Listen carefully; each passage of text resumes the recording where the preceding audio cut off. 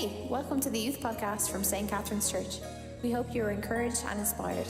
If you would like to contact us more, please email us at info@saintcatherines.ie.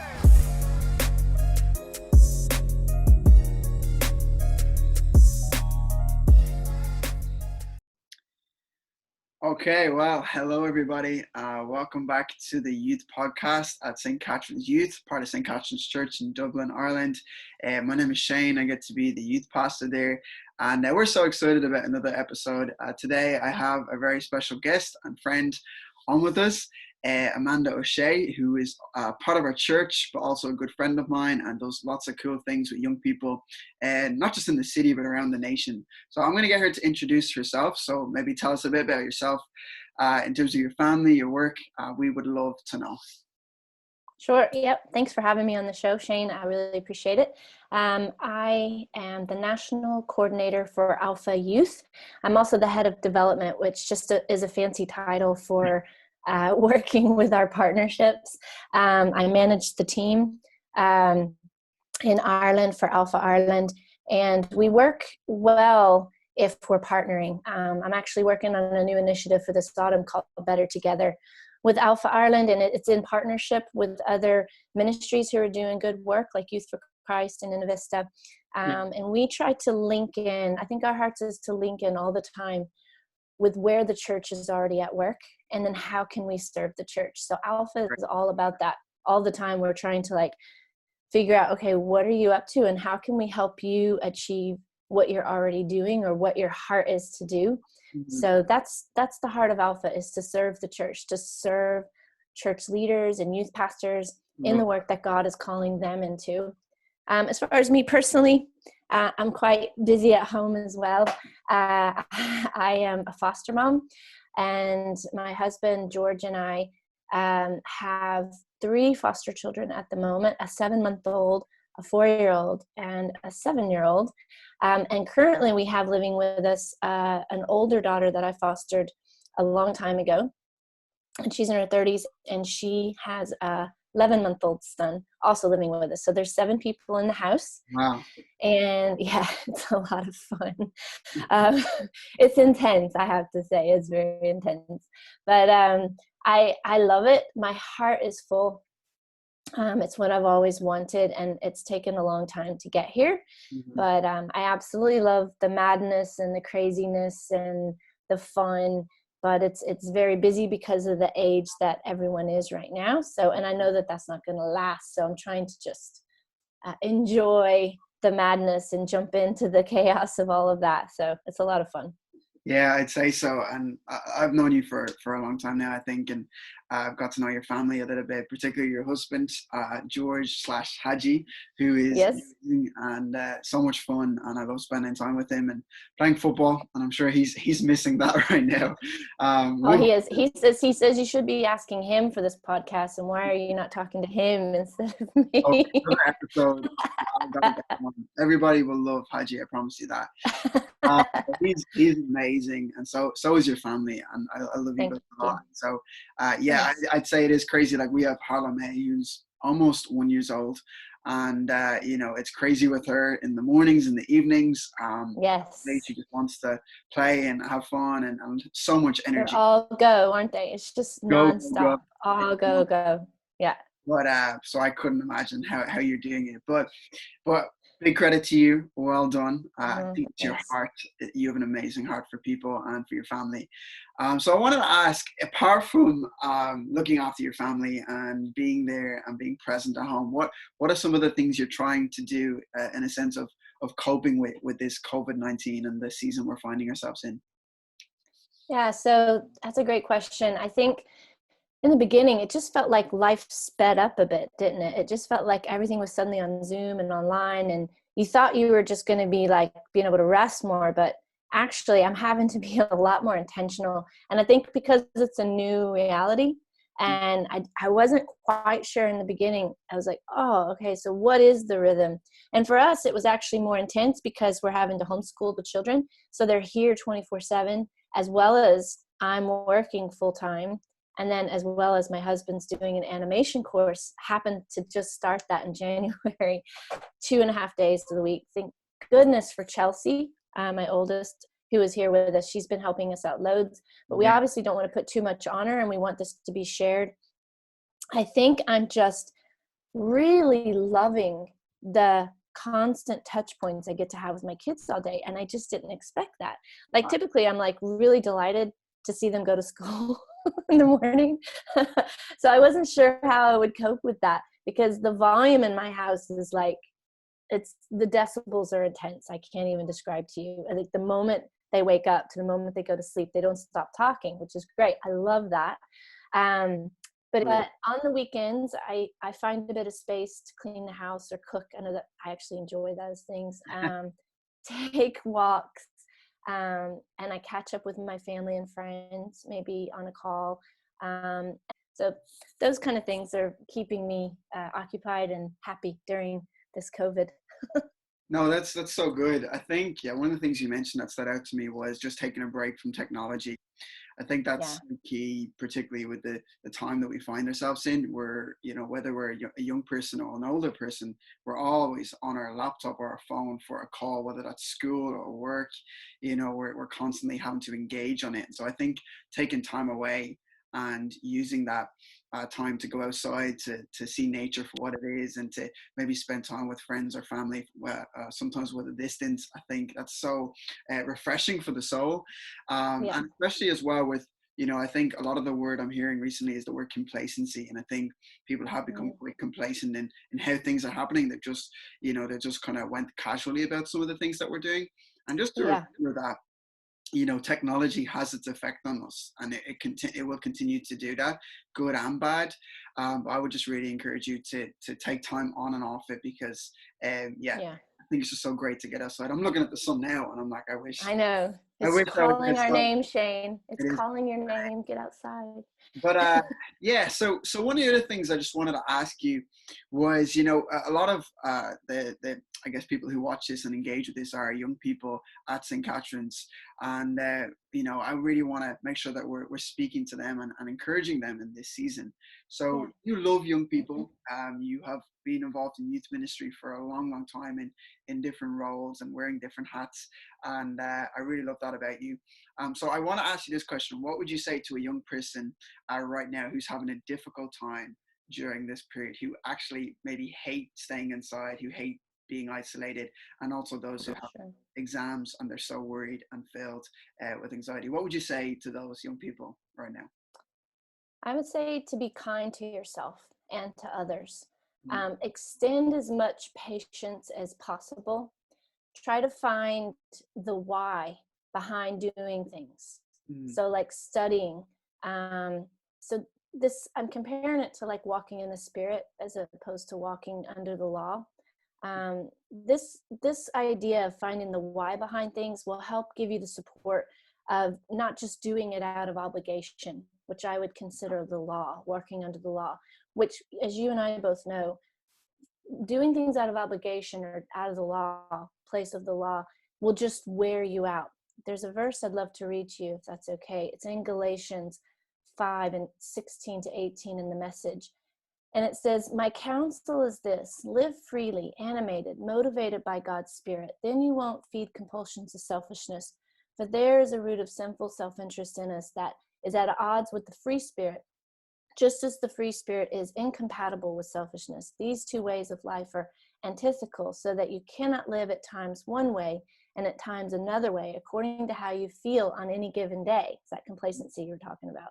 "Why don't you choose to be led by the Spirit and so escape the erratic compulsions of a law-dominated existence?" I'm going to read that last bit again because it's so key. Why don't you choose to be led by the Spirit and so escape the erratic compulsions of a law-dominated existence? And I was thinking about this idea, we talk about walking in the Spirit, not in the flesh. And I think this is really actually important during this time, in learning how to be kind to yourself and others. It's hard to be kind to others if you're not kind to yourself. Give yourself some breathing room and extend to yourself some grace during this time, because it's difficult. And if you're really struggling, you need to find what feeds you right now. And you need to mind yourself in that. And you need to go do that thing that feeds you. God wants to sit with you. If you can just take even 5 minutes, if that's something new to you, to just sit and either listen to a worship song or just sit with one verse and just let it feed you. But it might just be sitting outside in the sun and sitting and allowing his spirit just to speak to you. Yeah. This idea of just sitting, I think, can really just sometimes quiet out all the noise of, I've got to study, I've got to do this, I've got to get this done, I've got to get this done. And just take a breath and ask yourself, what is it that I really need right now? Not what do I need to do? What do I need? And then live out of that place.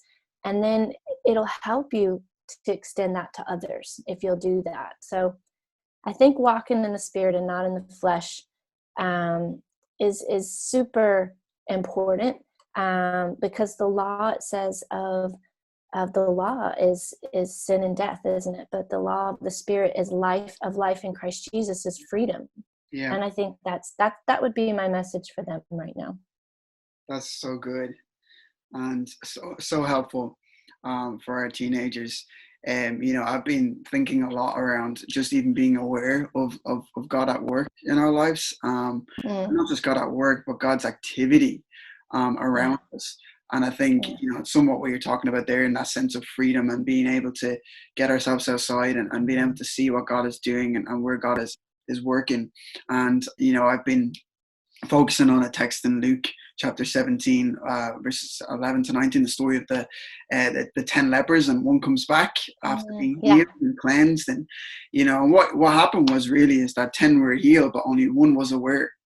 And I think there's this real sense of being aware of what God is doing and being aware that God is with you and being aware that God is present. And I think that's just so powerful. And then there's something about our response and all of that, the guy throws himself at Jesus' feet, and he's thankful and he has this gratitude. So and I think there's so much in all of that we could be thinking about. But yeah, I just wanted to join in with what you said there, because I think young people just need to be aware that God is present and he's at work, and he's not on vacation. He's not, in another meeting, or, he's here. No, it's right. 100%. He's so interested in us and the activity of our lives. Definitely. 100%.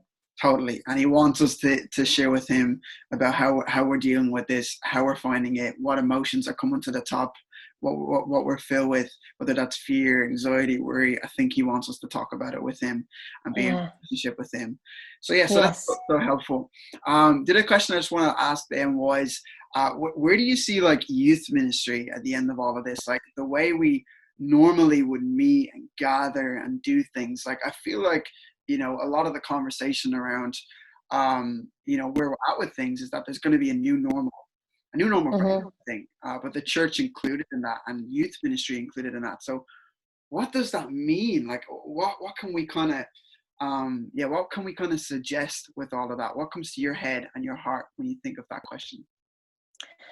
Well, I think what's really exciting for me is there's a real opportunity for the church that I don't want us to miss, to really innovate right now, but also to see young people in a way that explores the idea of seeing them be as much a part of our church as anyone else is. And I think St. Catherine's does a really good job of this. There's a lot of churches I work with across Ireland that really have a heart to do this, but don't really know how to do that. And I think this right now is an opportunity where the church could really begin to reach young people where they are. I think we've got to start doing that. Something that before this hit that we at Alpha have been talking to churches about is that you've got to start, stop waiting on them just to come through your door. You've got to go where they are. Find out where they are. And you're kind of forced to do that in the pandemic, are you? You can't wait for people to come into your door. So you're forced to go and reach out. And I'm hoping that people don't look at this as just a momentary way, but actually as a way in youth ministry that we can help young people lead in a way with integrity and with grace. I really believe in this idea of servant leadership. And I think we can help young people lead by serving them, but I think they can then lead by serving others. So that means that every time you try to lead, you can't go wrong if you're serving if you go about serving them, that's how well you can lead. And if you do that with an integrity and with grace, that means being faithful to who you are, while at the same time putting others first. I know that's, hard to get your head around, but I think too often we try to lose ourselves in the service to others, but that's not what God meant. Yeah. We have to keep the balance, and that balance comes by being yoked in Christ. I think during this fast-paced world of being online, which I think is going to last for a while, and I actually think should continue after this pandemic is over, I think we should, everything that's being innovated and created right now, I think it would be fantastic if the church would hold on to these ideas, because I don't think they need to be a momentary idea. I hope there'll be something that launches the church into some new, fresh ways of really reaching people. Totally. But the way to keep that balance of not getting too tired, I think, is found in Matthew 11:28-30, isn't it? And the message says it like this: are you tired, worn out, burned out on religion? Come to me, get away with me, and you'll recover your life. I'll show you how to take a real rest. Walk with me, work with me, watch how I do it. Learn the unforced rhythms of grace, and I won't lay anything heavy or ill-fitting on you. That's the trust bit. It's trusting God, isn't it? Yeah. Keep company with me, and you'll learn to live freely and lightly. I mean, what a promise. Yeah. I mean, how amazing is that, to live freely and lightly? Yes. I mean, who lives that out? Like who, how many people on one hand can we count that actually lives that out, Shane? I mean, for real, right? No. And it starts with us. If we can really grab a hold of this of, wow, God actually, you almost, when you read that verse, you actually see the still waters in the 23rd Psalm, don't you? And you just feel God taking you by the hand and just telling you, let's just sit and let's work together on this. Let's move together on this. And I think that the way things are going to be in the future have changed. I think there's a new reality. I think there's a real opportunity to hear the church's way of innovating and reaching young people. And I think youth ministry has changed. I don't think that it will change. I think it has changed. I think we are having, and we're all forced to change at the moment. Yeah. But I think some of that is going to be in helping young people to lead. And I think this platform, I think you and I think you're doing fabulous work, Shane, and all that you're doing. You and your wife are already setting the bar and setting an example with give a shout out to Ruth, to her blog that she's doing, her video blog. I mean, these things are innovating in a time. This sets a really good example, because young people can do this, and young people can start to lead in these ways. But it is staying yoked with Christ in that. It is working with him. But I think the church is almost forced to let the younger audience of their church lead right now. Yeah. Which it's because they understand technology better, right? Yeah. And I think this is what we have needed, that door to burst open. And we've needed that to happen, to start making a way for this generation, not the next generation. I know you believe this as well as I do, Shane. That the young people are of the young people of today. They're not the next generation. They have the same size Holy Spirit in them as you and I do as adults. It is the exact same God living in them. The same miracle working power, the same resurrection power lives in them, lives in us. And I think we have an opportunity to really see them burst forth on the scene and begin to lead us. So I'm excited about. I think youth ministry is not going to just be the way it's been, of just running clubs and camps, and I think all of that stuff is really good, but I think they're going to burst forth with new ideas and innovation, and that's what I'm excited about. Yeah, that's amazing. There's so much in all of that, and I think, a lot of the conversation I'm having with, like, this is global conversation, I think, for youth pastors and youth workers, that young people, like, they want to be publishers. Like, they want to publish their own information, publish their own content, and they want to have a voice, and they want to have something to say. And I am so passionate about seeing young people step up and have a say and lead and be called out and see their purpose and potential unleashed, like, totally. And so it's like, how are we now as youth leaders, youth workers, youth pastors, equipping young people to do that, to say, hey, Yeah. go with it, go with it, take this idea, Yes. go with it, Yes. and make sure it's encouraging and helpful and all those things. But, you know, like when we started out in this pandemic, the first couple of weeks when our church closed, you know, for me as the youth pastor in our department, you know, it was so easy to connect with young people because they're all online, they're all on social media. Yes. They've got all these things working, and they know how to work it way better than we do. You know what I mean? Yes. There's this app, House Party, I had no clue about before this all started, and then that's right. That was the app that they all wanted to meet on, and that everybody already had. You know, so they know what's going on, and so I think, like you said, young people are. I think they're going to build the church so much in this season. I think they need to be invited into the church family more and more, and to take part and participate and be involved. And I think, like you said, the new normal will have that in it. You know, there's no more waiting around or holding on to old ways, but stepping into the new. And I'm so excited for that. So hey, thank you for your encouragement around all of that. Absolutely. I'm really excited for the future. Just one more question, and I think a helpful one for all of us. What's your prayer right now? What are you praying for, maybe yourself, your family, or for young people in this nation? What are you praying? My heart is always for the poor. I'm very aware that right now during the pandemic that Childline in Ireland has been ringing off the hook, and there's a lot of domestic abuse and child abuse taking place, because sometimes school is the only place a child can escape to during the day. And unfortunately that happens a lot in our poorer communities. So my prayer right now is for the church to not see this, as I mentioned a minute ago, as a momentary inconvenience, but an opportunity to innovate and reach people where they are. Because my heart is foremost for the poor and how we're helping the poor, everything I do is to this end, everything. If I can be a small catalyst for the church to be like Jesus, then the poor will be taken care of. Wow.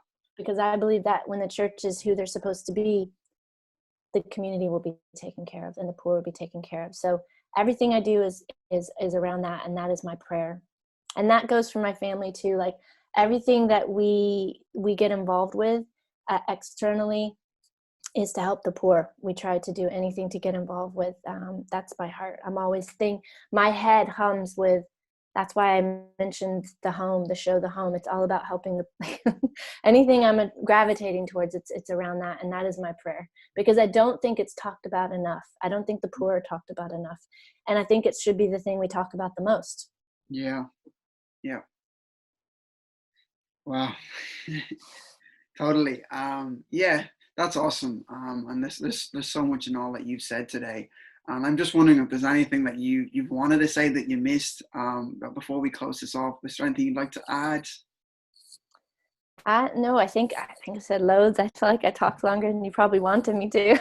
But you can just pray for our family. We're doing really good during this time, but it's always with fostering, there's always comes loads of challenges, and just pray for our hearts and all of it, and that God would keep us safe and always guide us in our next steps as a family all the time. So I think that would be a personal prayer right now. It's not easy. The external parts of fostering, the good parts are the day-to-day being with the kids, and it's the external work of trying to manage court cases and access and all of that. That's really difficult. So you just pray for the external things that we don't have any control over. Of course. Yeah, of course. And again, for those of you who may be new to Amanda and her story, she's got a great big heart, and that's why she does all the things that she's doing. And I'm really inspired by you. I'm encouraged by you. I love being around you, because my heart grows for others when I am. And I'm excited to see you soon, and your big house in the countryside, and see your family. Yes, and, absolutely. It's gonna be great, especially if the sun is out like today. All the barbecues we gotta have. Woo! Oh my gosh, yes, burger for me, please. Absolutely. Absolutely. Veggie burger for me as a vegetarian. Okay. At my husband's dismay. No, we won't judge you for that. But hey, thank you so much for giving up your time today to join us and to speak. Absolutely. the lives of others and those who may be watching for the first time. I know they'll be encouraged and inspired. And hey, if you want to find out more about who we are at St. Catherine's Youth, just go to saintcatherines.ie /youth to find out more information, how you can get plugged in to the community that we are a part of. Looking forward to catching up soon on another episode. Until then, make sure you like, comment, and subscribe. We'll see you soon. Thanks again, Amanda. God bless. Thanks. Bye. See you again. Hey, welcome to the Youth Podcast from St. Catherine's Church. We hope you're encouraged and inspired. If you would like to contact us more, please email us at info@saintcatherines.ie.